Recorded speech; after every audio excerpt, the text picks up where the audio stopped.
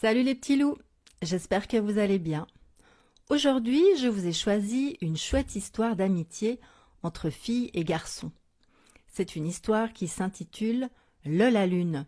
Elle a été écrite par Elisabeth Bagulet et illustrée par Grégoire Mabire aux éditions Grund.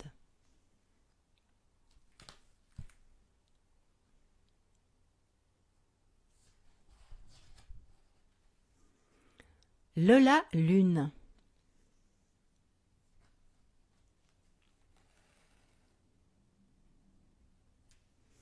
Nino et Milo passaient toute leur journée dans le terrain vague. On n'y trouvait rien de spécial, sauf des choses cassées, des choses abîmées ou des choses sans forme. Personne d'autre n'osait y venir. C'était leur terrain vague à tous les deux.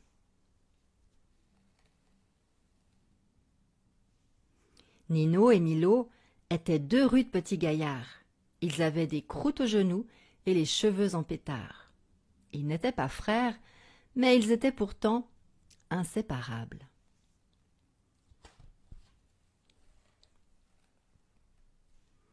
Un jour arriva une fille. Elle entra par la grande barrière et observa la pile de déchets, puis les deux compères installés au milieu de leur trésor.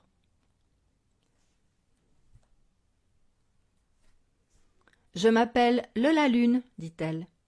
Je peux jouer avec vous ?»« Nous, on ne joue pas avec les filles, ricana Milo. »« Les filles ne savent pas jouer, continua Nino. »« Ah oui, vraiment ?» répondit Lola en riant.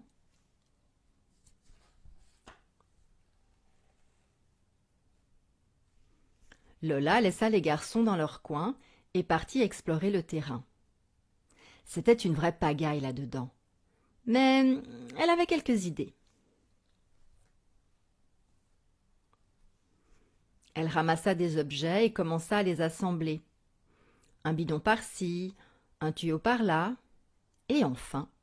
« C'est une voiture de course !» s'écria Milo. « Tu peux la conduire si tu veux, » proposa Lola. « Certainement pas, » répondit Nino.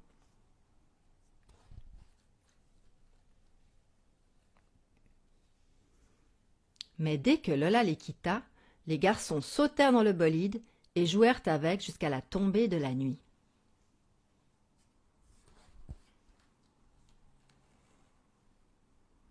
Le lendemain, Lola revint dans le terrain vague.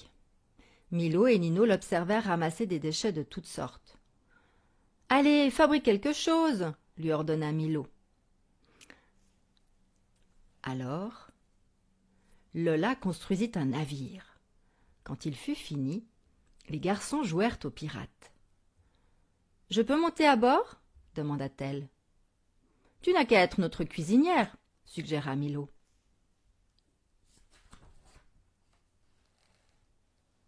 « Je préférerais faire la vigie, » répliqua Lola. Elle cracha dans ses mains, se hissa en haut du mât et cria « Vaisseau ennemi à bâbord !» Et aussitôt, les garçons brandirent leurs sabres. « Entendu, moussaillon !» répondirent-ils.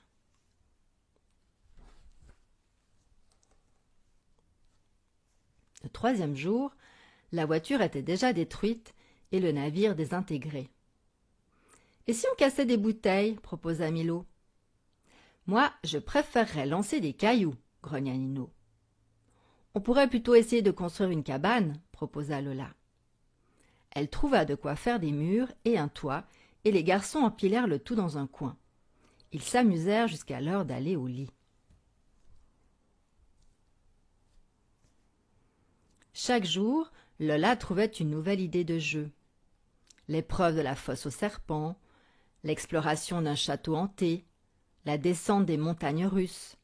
« Elle n'est pas si mal pour une fille, » confia tout bas Nino à Milo.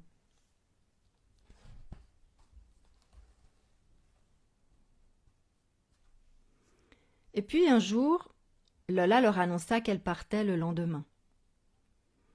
Les garçons regardèrent le terrain vague. Ils se souvinrent comment, avant l'arrivée de Lola, l'endroit n'était qu'un grand dépotoir. « Mais qu'est-ce qu'on va faire ?» pleurnicha Nino.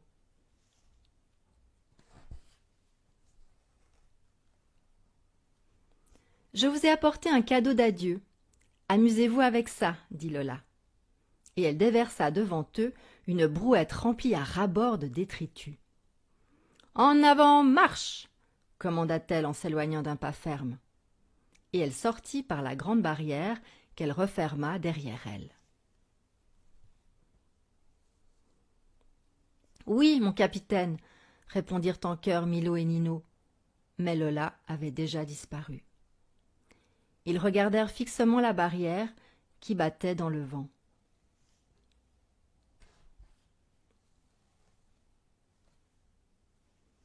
Les garçons restèrent un moment sans rien dire. Enfin, ils s'approchèrent du cadeau d'adieu de Lola. C'était un vrai bric-à-brac. Un hublot par-ci, un réacteur par-là. Les deux amis se regardèrent. Ils avaient tout plein d'idées.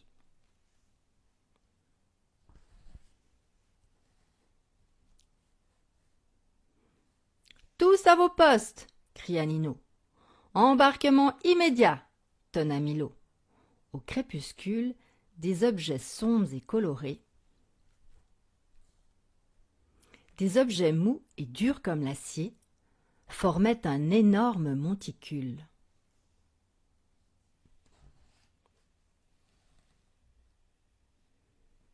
Alors, vêtus de combinaisons, les deux cosmonautes embarquèrent dans leur fusée. « Prêts pour le décollage !» crièrent-ils en chœur. La fusée rugit en démarrant en quart de tour et emporta Nino et Milo dans l'espace, loin, si loin du terrain vague, dans leur vaisseau, Lola Lune.